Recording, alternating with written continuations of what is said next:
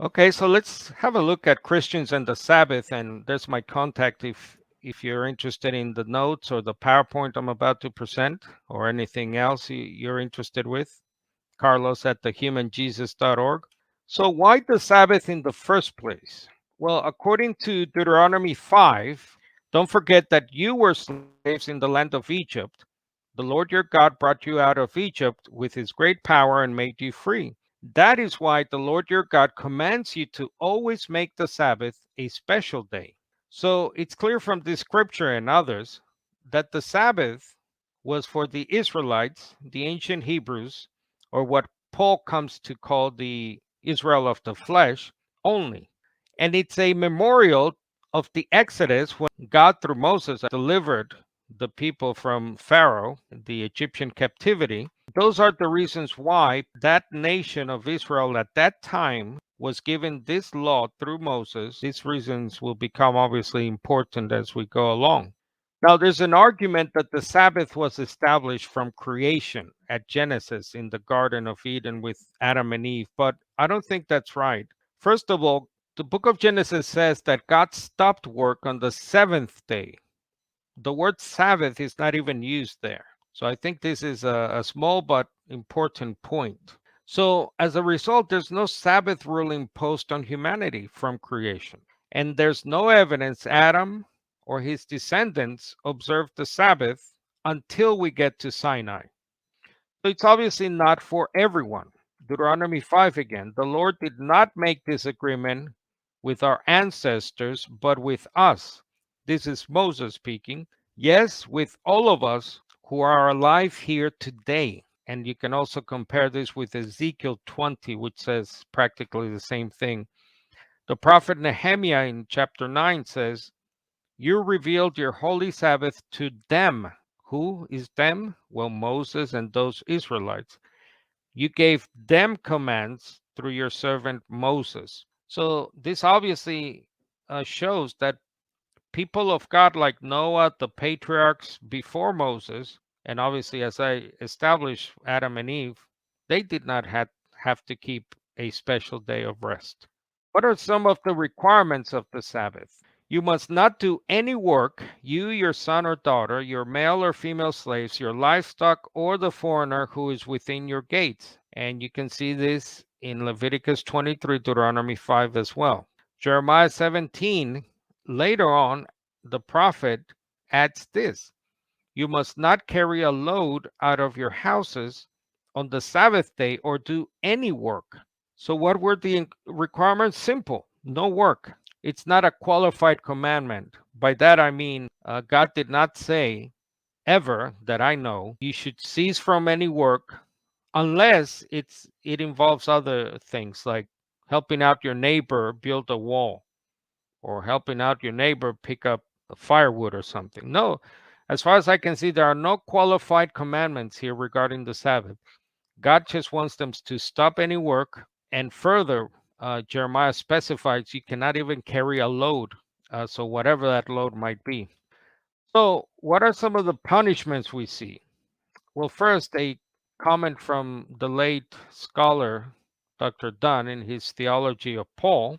He said that observance of the Sabbath became a touchstone of covenant identity and loyalty, according to Exodus 31. Since the Sabbath was a sign of Israel's set apartness, failure to keep the Sabbath law was a capital offense. So we have this very scary story in the book of Numbers, chapter 15. The Sabbath breaker is stoned to death, period.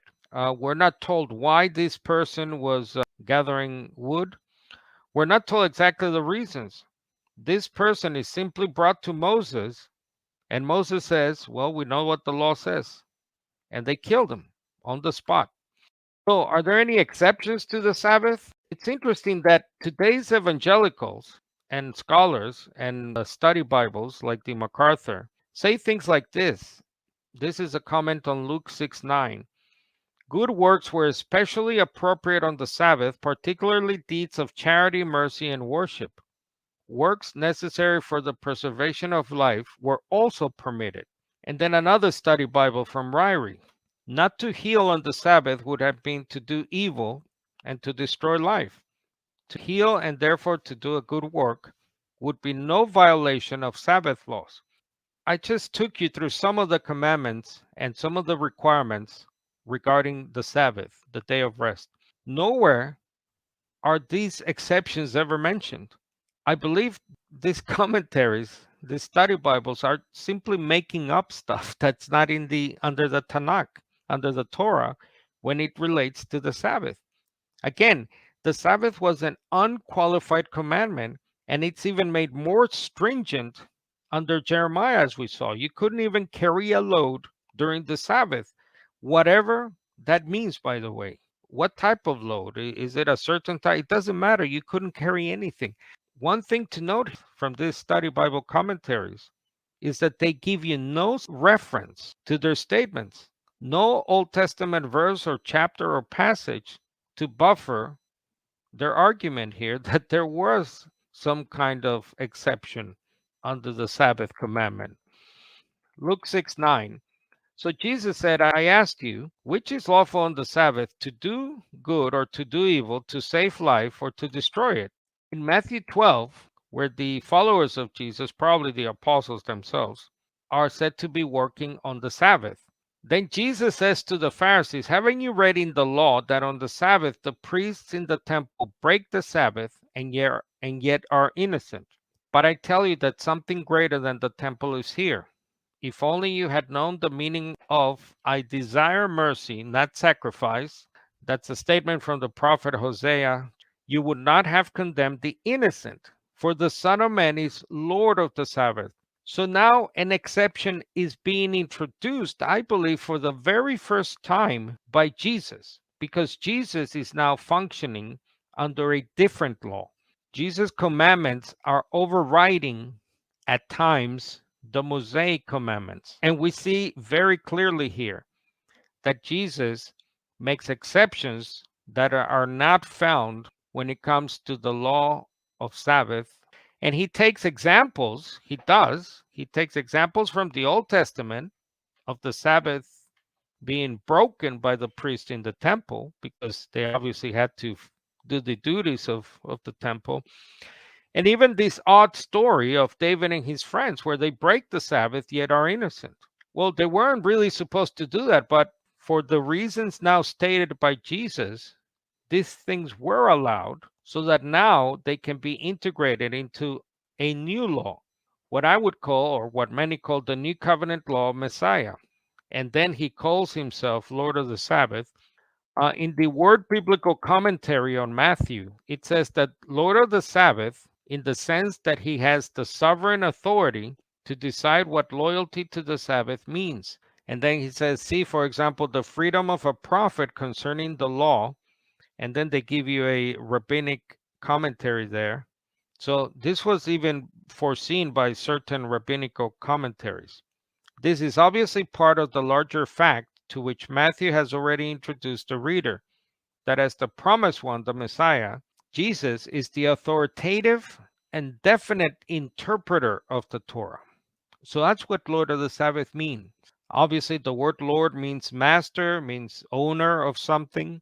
Well, now the Messiah is made the owner of the Sabbath. In other words, he's allowed the authority to keep the Sabbath if he wants to or not, to have a day of rest if he wants to or not.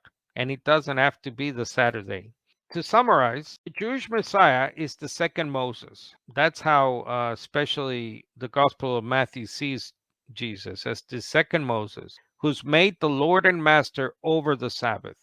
Then you have Mark 2, that same parallel statement where Jesus declares himself the owner, the master, the Lord of the Sabbath. So there's a new law according to Jesus now. And that, for example, that story in Matthew 12. This new law, where human needs are now of greater value than the Sabbath itself.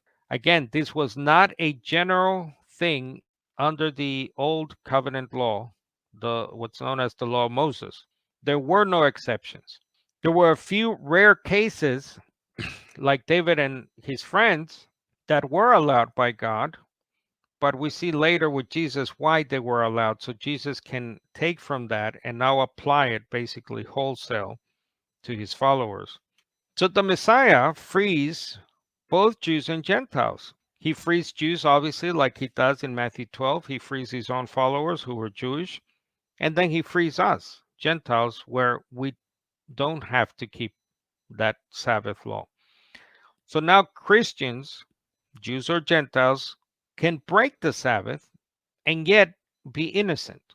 Like Jesus, we are owners of the Sabbath. We are masters over it. Remember, Jesus also said the Sabbath was made for man, not the other way around. Our last word here. The Apostolic Council in Acts 15 is very important. Gentiles should not be circumcised, required to keep the law of Moses. This council decision in Acts 15 is reiterated almost 10 years later in Acts 21, when James says to Paul, with regard to the Gentiles who have believed, we have written a letter containing our decision and concluded that they observe no such thing. That is, not to be circumcised, not to be required to observe or keep the law of Moses, from where the law of the Sabbath comes from.